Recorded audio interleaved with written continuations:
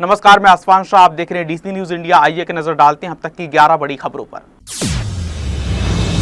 झारखंड विधानसभा चुनाव के लिए भाजपा ने संकल्प पत्र किया जारी। केंद्रीय गृह मंत्री अमित शाह ने रांची में पत्र जारी कर किए कई वादे, जिनमें गोगो दीदी योजना के तहत महिलाओं को हर महीने 2100 रुपए देने और दिवाली और रक्षाबंधन के मौके पर मुफ्त एलपीजी सिलेंडर देने का वादा शामिल संकल्प पत्र जारी करते हुए कहा, चुनाव सरकार बदलने का नहीं बल्कि ये झारखंड का भविष्य सुरक्षित करने का चुनाव। भाजपा ने विधानसभा चुनाव में अवैध घुसपैठ को बनाया बड़ा मुद्दा।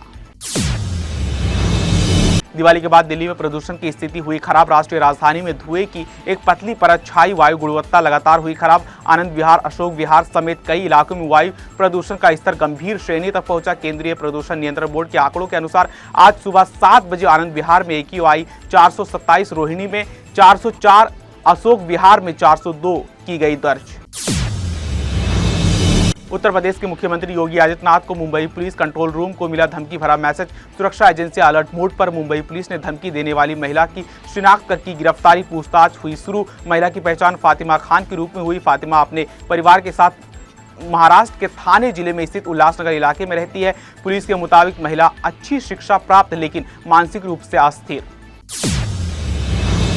उत्तर प्रदेश में 9 विधानसभा सीटों के उपचुनाव से पहले पार्टियों में वार पलटवार का सिलसिला हुआ शुरू। सपा और भाजपा के बीच पोस्टर वार की हुई शुरुआत। लखनऊ में सपा कार्यकर्ताओं द्वारा लगातार समाजवादी पार्टी के कार्यालय के बाहर पोस्टर लगाकर बीजेपी पर साधा जा रहा निशाना। सपा कार्यकर्ताओं ने लगाए पोस्टर जिसमें लिखा, मठाधीश बांटेंगे और काटेंगे, पीडीए जोड़ेगी और जीतेगी।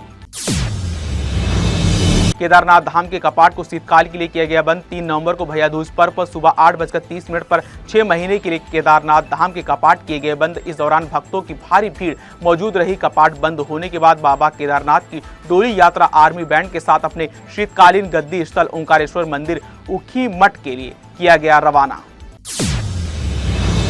तमिलनाडु में एमके स्टालिन कैबिनेट में मंत्री उदयनिधि स्टालिन ने हिंदी भाषा के खिलाफ दिया विवादित बयान। उदयनिधि ने कहा, अगर राज्य अपनी भाषाओं की रक्षा करने में सफल रहे तो हिंदी उनकी जगह ले लेगी, जिससे राज्य की भाषा की पहचान मिट जाएगी। यही कारण है कि तमिलनाडु हिंदी थोपने के खिलाफ है। हालांकि उन्होंने कहा कि उनकी भाषा के प्रति कोई दुश्मनी नहीं है। छत्तीसगढ़ के बलरामपुर जिले में हुआ बड़ा हादसा। बलरामपुर के राजपुर कुसमी मार्ग पर ग्राम लडुआ के समीप तेज गति की स्कॉर्पियो के खदान में गिर जाने से बालिका सहित 6 लोगों की हुई मौत। सभी मृतक कुसमी थाने के ग्राम लरीमा के रहने वाले। स्कॉर्पियो में सवार होकर सभी सूरजपुर जा रहे थे। मृतकों के एक ही परिवार का होने की संभावना हालांकि नहीं हो पाई अभी तक इसकी पुष्टि। एनसीपी अजित पवार गुट के नेता नवाब मलिक को टिकट दिए जाने पर सत्ताधारी महायुति गठबंधन में मतभेद हुआ पैदा। एनसीपी नेता प्रफुल्ल पटेल ने कहा, इससे महायुति की संभावनाओं पर नहीं पड़ेगा कोई फर्क। नवाब मलिक को धन शोधन मामले में किया गया था गिरफ्तार। नवाब मलिक पर भगोड़े दाऊद इब्राहिम के करीबियों से संबंध रखने का भी आरोप। महायुति में शामिल भाजपा और शिवसेना नवाब मलिक को टिकट देने का कर रही विरोध। प्रधानमंत्री नरेंद्र मोदी ने बोत्सवाना का राष्ट्रपति निर्वाचित होने पर डियोमो बोको को दी बधाई। पीएम मोदी ने उनके सफल कार्यकाल की कामना की। प्रधानमंत्री ने कहा, वो द्विपक्षीय संबंधों को और मजबूत करने के लिए बोको के साथ काम करने के लिए इच्छुक। पीएम मोदी ने सोशल मीडिया प्लेटफॉर्म एक्स पर लिखा, बोत्सवाना के राष्ट्रपति के रूप में आपके निर्वाचन पर बधाइयां। आपके सफल कार्यकाल के लिए ढेर सारी शुभकामनाएं। इस साल अक्टूबर के महीने में यूपी समेत उत्तर पश्चिम भारत में रातों का औसत तापमान पिछले 124 सालों में रहा सर्वाधिक। मौसम वैज्ञानिक इसकी मुख्य वजह मानसून वापसी में देरी और कई बार कम दबाव क्षेत्रों का विकसित होना बता रहे हैं। आंचलिक मौसम विज्ञान केंद्र के मौसम वैज्ञानिक अतुल कुमार सिंह ने कहा, तटस्थ नीनो परिस्थितियों और सक्रिय पश्चिमी विक्षोभों की अनुपस्थिति में अक्टूबर महीने के दौरान औसत मासिक अधिकतम एवं न्यूनतम तापमान सामान्य से काफी अधिक रहे।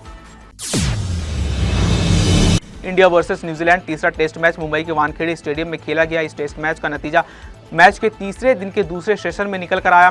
भारत को बेंगलुरु के बाद पुणे और अब मुंबई में न्यूजीलैंड के हाथों करारी हार का करना पड़ा सामना। इस तरह घर पर पहली बार भारत ने 3 या उससे ज्यादा मैचों की टेस्ट सीरीज में क्लीन स्वीप झेलनी पड़ी। इस मैच को न्यूजीलैंड ने 25 रनों से जीता। एजाज पटेल ने न्यूजीलैंड के लिए दोनों पारियों में पंजा खेला और मैच में कुल 11 विकेट निकाले।